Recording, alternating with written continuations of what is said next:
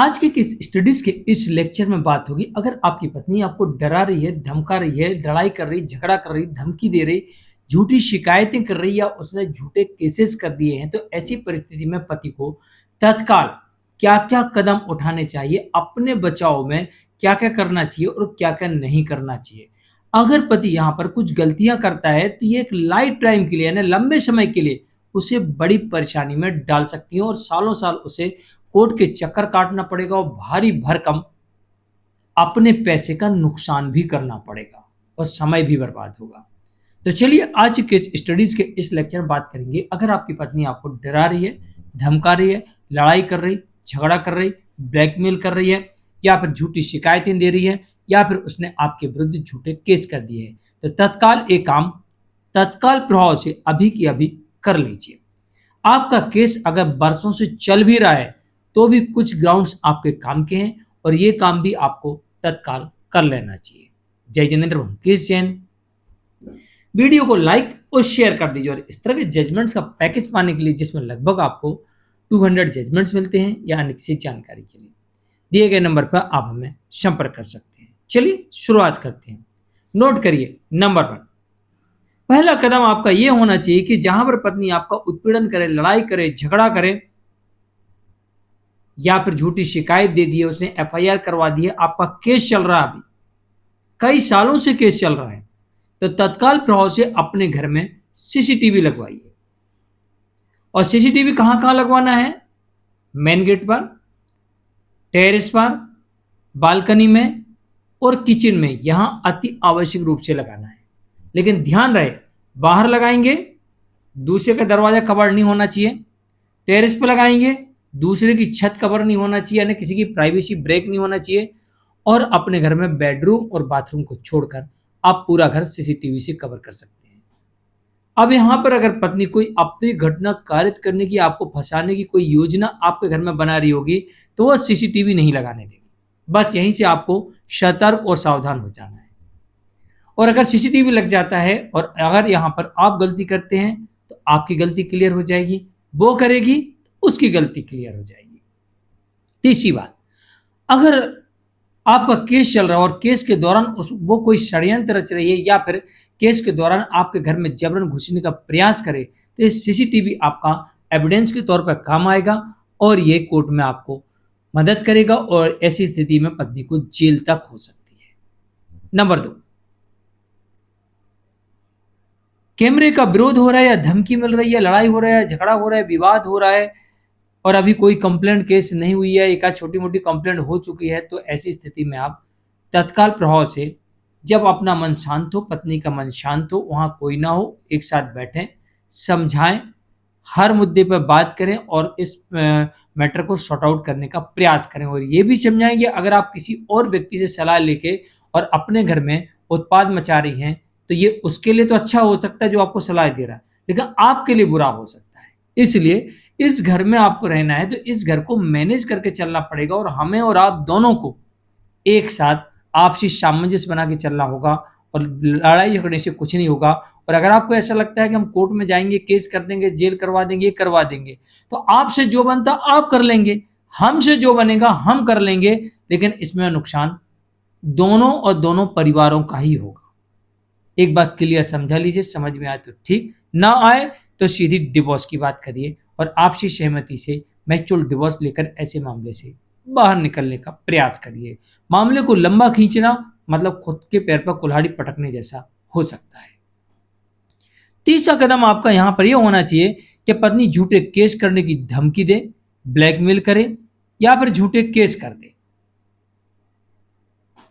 तो ऐसे में तत्काल आपको कानूनी सलाह की आवश्यकता है। केस कर दे तब, धमकी दे रही तब, झूठी शिकायत दी तब भी यहां पर आपको लीगल एडवाइस की आवश्यकता है और कानूनी सलाह से आपको आगे बढ़ना होगा। तो अपने एडवोकेट से तत्काल संपर्क करें, इसको ठंडे बस्ते में बिल्कुल भी ना डालें। नंबर 4, तनाव अधिक हो रहा है तो तनाव अधिक होने पर मन को शांत रखें और लीगल हेल्प लें और सबूत इकट्ठे करें और कोशिश करें कि पति पत्नी एक साथ ना रहें ताकि विवाद ना बढ़े और अगर कंप्लेंट हो चुकी तो उस पे ध्यान दें, और अगर ऐसा लगता है कि आपके साथ कोई उत्पीड़न हुआ है और आपके पास सबूत हैं, तो आप तत्काल प्रभाव से एफआईआर दर्ज करवाएँ। शांत रहेंगे तो विवाद बढ़ने की संभावना अधिक होती है, विवाद बढ़ सकता है। कोई अप्रिय घटना भी कारित हो सकती है।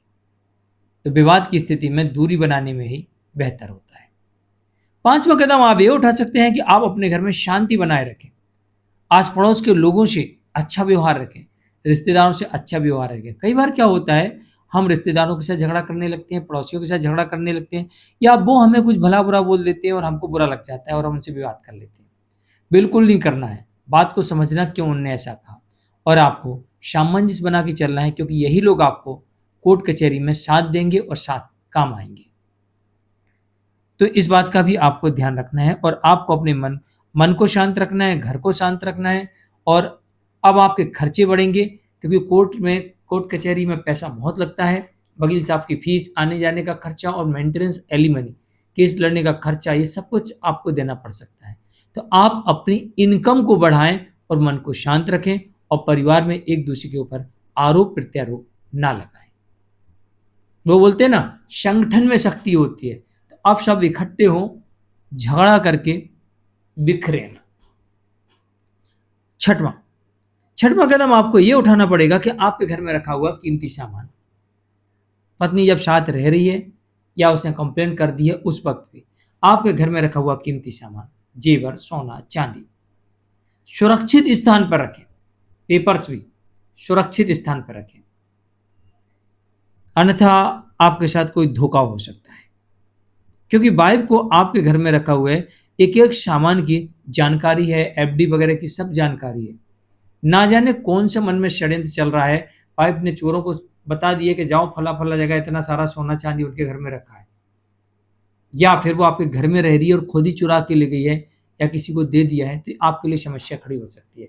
तो सबसे बेस्ट है कि अपने कीमती सामान, सोना-चांदी, पेपर्स को सुरक्षित स्थान पर रखें। और अगर आपकी लाइफ इंश्योरेंस पॉलिसियाँ हैं, तो और सुरक्षित रखें और नॉमिनी हटा दें खतरा का अंदेशा होने पर।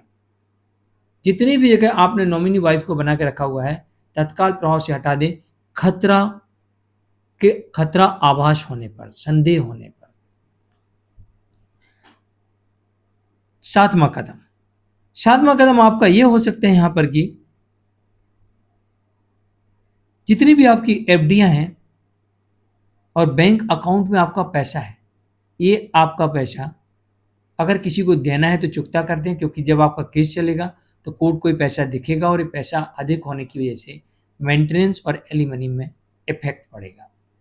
अगर आपके पास घर नहीं है तो आप अपने लिए घर ले सकते हैं और उस पर लोन की ईएमआई करवा सकते हैं, जिससे आपको एलिमनी और मेंटेनेंस दोनों में बेनिफिट भी मिलेगा।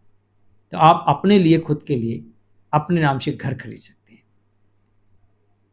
8वां काम आप ये कर सकते हैं कि आपके नाम से कोई भी प्रॉपर्टी हो, उस प्रॉपर्टी को तत्काल रजिस्टर्ड विल बना दें।